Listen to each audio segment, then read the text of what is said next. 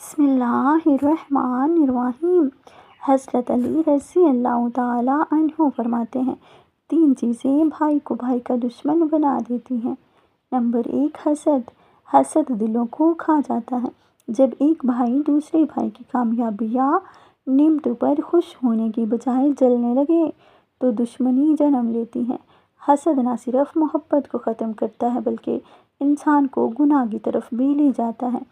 قرآن کریم میں بھی فرمایا گیا ہے، کیا لوگ حسد کرتے ہیں اس چیز پر جو اللہ نے اپنے فضل سے انہیں عطا کی ہے۔ حضرت علی رضی اللہ تعالیٰ عنہ فرماتے ہیں، حسد نیکیوں کو ایسے کھا جاتا ہے جیسے آگ لکڑی کو کھا جاتی ہے۔ بھائیوں کے درمیان اگر حسد پیدا ہو جائے تو چھوٹی چھوٹی باتیں دلوں میں نفرت بن جاتی ہیں۔ معمولی اختلافات بھی بڑے جھگڑوں میں تبدیل ہو جاتے ہیں۔ نمبر 2، مال کی محبت۔ دوسری بڑی خرابی مال کی محبت ہے۔ جب دنیاوی مال و دولت کا لالچ دل میں گھر کر لیتا ہے تو خون کے رشتے بھی کمزور پڑ جاتے ہیں۔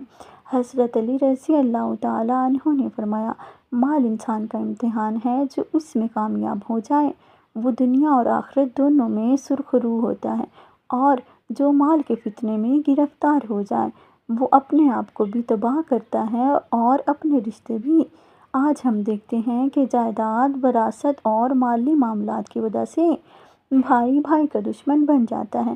عدالتوں میں سال ہا سال مقدمے چلتے ہیں، رشتے ریزہ ریزہ ہو جاتے ہیں، مگر مال کی محبت کا نشہ اترتا نہیں۔ نمبر 3، جھوٹ اور بددیانتی۔ تیسرا سب سے خطرناک سبب جھوٹ اور بددیانتی ہے۔ جب انسان دنیاوی مفادات کے لیے جھوٹ بولتا ہے، امانت میں خیانت کرتا ہے یا حق چھینتا ہے تو دلوں میں نفرت پیدا ہوتی ہے۔ حضرت علی رضی اللہ تعالیٰ عنہ نے فرمایا، جھوٹ ایمان کو زائل کرتا ہے۔ جو شخص جھوٹ کو اپنا شیوا بنا لے وہ خود اپنے آپ کو ذلیل کرتا ہے۔ بھائی بھائی کے درمیان اعتماد ہی سب سے بڑی بنیاد ہوتا ہے۔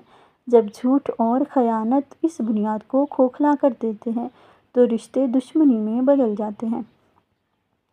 حضرت علی رضی اللہ تعالیٰ عنہ نے ہمیں جو سبق دیا ہے وہ یہ ہے کہ اگر ہم چاہتے ہیں کہ بھائیوں کے درمیان محبت اور وفاداری قائم رہے تو ہمیں حسد سے بچنا ہوگا، مال کو محبت کی بنیاد نہیں بنانا ہوگا، اور ہمیشہ سچائی اور دیانتداری کو اپنانا ہوگا۔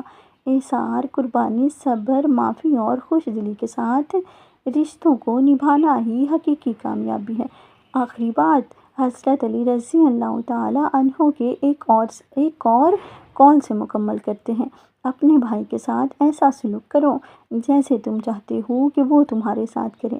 اللہ ہمیں اپنے رشتوں کی قدر کرنے اور ان میں اخلاص اور محبت برقرار رکھنے کی توفیق عطا فرمائے۔